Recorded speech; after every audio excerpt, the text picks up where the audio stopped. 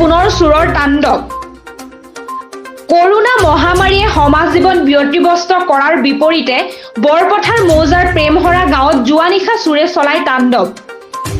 অঞ্চলটোৰ যুৱ ব্যৱসায়ী বিকাশ গোস্বামীৰ বাসভৱনৰ সীমাৰ মুখ্য দুৱাৰ আৰু দোকান ঘৰৰ 4টাকৈ তলা ভাঙি স্কুটি, কম্পিউটাৰ, গেলামালৰ সামগ্ৰী তথা প্ৰায় 10,000 নগদ ধন লৈ উধাও হয়। আনহাতে স্কুটিৰ লগতে থকা এখন এল্টো গাড়ী দুৱাৰ ভাঙি নিবলৈ অসমৰ্থ হয়। লক্ষণীয়ভাৱে এই অঞ্চলত যোৱা কিছুদিনৰ পৰা বাইক, গৰু আদি সঘনাই চুৰ হ'বলৈ ধৰিছে। এই ক্ষেত্ৰত স্থানীয় লোকে অভিযোগ কৰে যে মেৰাপানী গেলাবিল সৰুপথাৰ হৈ এই অঞ্চলৰ মাজেৰে যি পথে নাগালেণ্ডৰ লগত সংযোগ স্থাপন হৈছে, ইয়াত বহু নিশালৈকে সন্দেহজনকভাৱে বিভিন্ন যান-বাহনৰ আহ-যাহ বা ৰৈ থকা দেখিবলৈ পোৱা যায়। ইয়াৰ বিপৰীতে এই অঞ্চলত নাই উপযুক্ত প্ৰহৰাৰ ব্যৱস্থা, যাৰ বাবে হৈছে অঞ্চলজুৰি চোৰৰ মুক্ত বিচৰণ।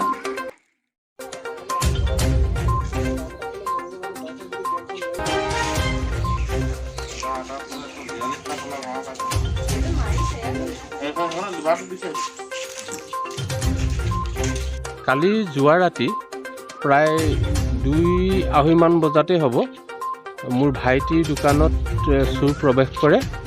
চোৰ ৱালেদি আহি পেলাই মেইন গেটৰ তলা ভাঙিছে। মেইন গেটৰ তলা ভাঙি পেলাই প্ৰথমতে স্কুটিখন তেওঁলোকে উলিয়াই লৈছে।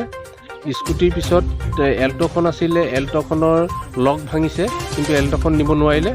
তাৰপিছত দোকানৰ ভিতৰত প্ৰৱেশ কৰে। দোকানৰ ভিতৰত প্ৰৱেশ কৰি পেলাই কম্পিউটাৰ, জেৰক্স মেচিন এইবিলাক লৈ যায়। তাৰপিছত তাত এটা ফ্ৰিজ আছিলে, ফ্ৰিজটোৰ ভিতৰত প্ৰায় 8-10 হাজাৰমান টকা আছিলে, সেই পইচাখিনি লৈ গৈছে। তাৰপিছত তাত মিঠাতেলৰ বটল অলপ লৈ যোৱা আমি দেখিছোঁ, আৰু লগতে তাত চকলেট, বেণ্ডেজ এনেকুৱা কিছুমান বস্তু লৈ গৈ পেলাই আমাৰ পদূলিমুখতে পেলাই থৈ গৈছে। তাৰপিছত আচৰিত কথা হৈছে কি, ভাইটি আৰু মোৰ বাউণ্ডৰী একেটা বাউণ্ডৰী, আৰু সেই চোৰকেইটাই এটা কথা জানে যে মোৰ 2খন বাইকেই বাহিৰত আছিল, আৰু 2খন বাইকৰে চাবি কিন্তু বাইকত লাগি আছে, কিন্তু 2খন বাইকেই বেয়া বুলি তেওঁলোকে কিন্তু জানে। চোৰকেইটা এইকাৰণে আমি ভাবিছোঁ যে ওচৰৰ চোৰ, গতিকে ওচৰৰ চোৰকেইটাই ভালকৈ জানে যে সেই 2খন বাইক বেয়া, কিন্তু বাইক 2খন যেতিয়া নিয়া নাই, তেওঁলোকে ওচৰৰ মানুহ যে ইয়াত জড়িত হৈ আছে চোৰৰ লগত, সেই কথাটো আমি এইফালৰ পৰা মানে নিতান্তই আমি সন্দেহ কৰিব পাৰোঁ।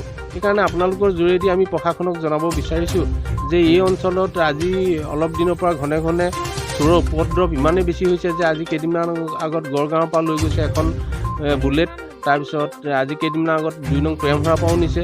গতিকে চোৰৰ উপদ্ৰৱ খুব বেছি হৈছে, আৰু এই উপদ্ৰৱৰ মূল কাৰণটো আমি অনুভৱ কৰিব পাৰিছোঁ যে এইটো ৰাস্তাইদি নাগালেণ্ডৰ গাড়ীবিলাক অহৰহ চলে, আৰু এইফালেদি প্ৰেমহৰা, টেঙাহোলা, গড়গাঁও, খাৰুৱা হৈ গেলাবিল হৈ মেৰাপানীলৈ যায়। আৰু আজি অলপ দিনৰ পৰা ইয়াত খুব গৰু চোৰ হ'বলৈ ধৰিছে। গতিকে আমি আপোনালোকৰ জৰিয়তে প্ৰশাসনক অনুৰোধ জনাম যে এই ৰাস্তাটোত যদি অতি সোনকালে পহৰা ব্যৱস্থা নকৰে, তেতিয়া অনাগত দিনত ইয়াত কিন্তু চোৰৰ উপদ্ৰৱত মানুহ যে থাকিব পাৰিব তাত কিন্তু সন্দেহ আছে। তাণ্ডৱ চলিলে এই বিষয়ে আপোনালোক স্থানীয় VDPৰ বিষয়ববীয়া হিচাপে কি ক'ব? বিষয়টো বৰ জটিল। আমি ৰাতিপুৱাহে গম পাওঁ। মই বিকাশ গোস্বামীদেৱে ফোন কৰাত মই আহি দেখোঁ যে বিকাশ গোস্বামীৰ দোকানখনত প্ৰায় লক্ষাধিক টকাৰ সামগ্ৰীও মানে নগদ টকা চোৰে উধাটো কৰি লৈ যায়। এই বিষয়ে অনুসন্ধান কৰিলেহে বিষয়বস্তুটো গম পাম। এতিয়া বিশেষ মন্তব্য নিদিওঁ, ইয়াকে ক'লোঁ। ধনশিৰিৰ পৰা ভাগ্যজিৎ গগৈ ৰিপৰ্ট, প্ৰতিদিন লাইভ আছাম।